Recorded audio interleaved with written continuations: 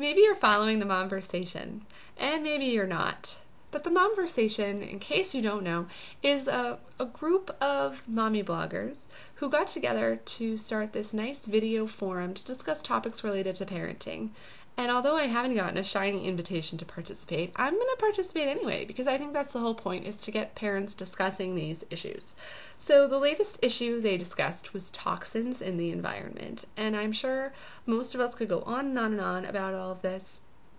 But instead of focusing on the peanuts or the toys or the BPH or wholesome food, I'm just going to give an example of something that happened recently, and I think that very well illustrates kind of our family's approach to dealing with toxins.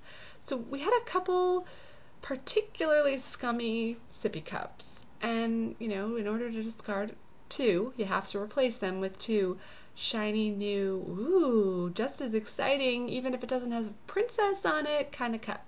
So I went to Target, like every mom does, and I found a couple new cups, and I looked at them and made sure they were age appropriate, of course. These were fancy with straws and ooh la la, and which I find makes things really hard to clean, but that's a whole other issue.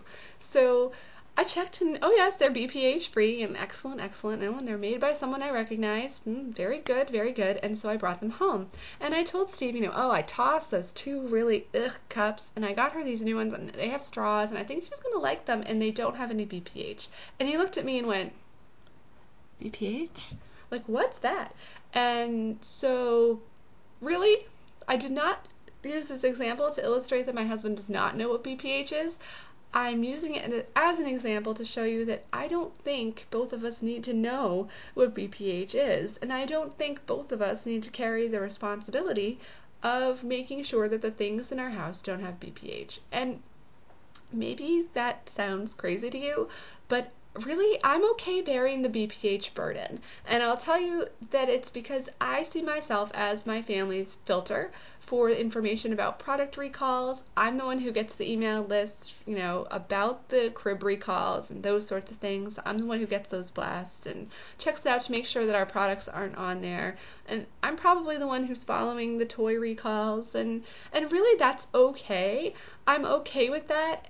And I think it's probably better that way, that there's one person who's sort of filtering the information for the family and ensuring that we don't have those products, tossing them if we do, and addressing, how we move forward.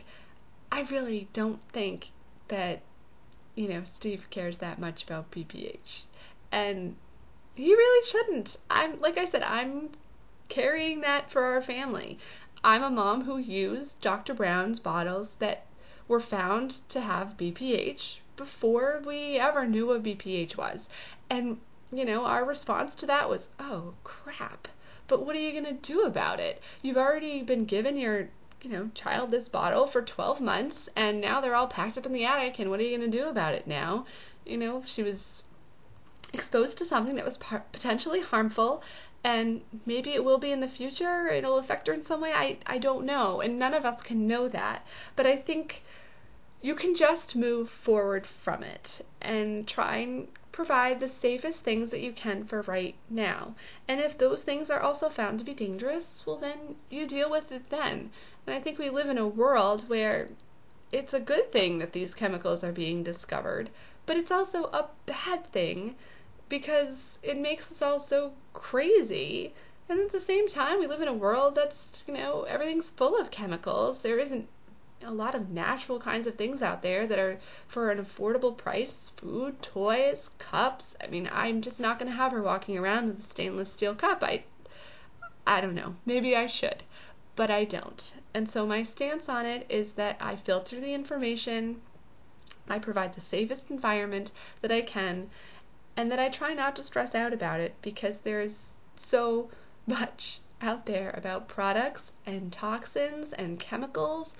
And I think if I did feel that way, I'd put my daughter in a bubble, because really, isn't that the only safe place? Because it certainly isn't just in my house, where she can also be exposed to the chemicals that I might be cleaning with, or lead in our water, or a million other things. And so there you go. My very long-winded attempt to be efficient about toxins in the environment. What do you think?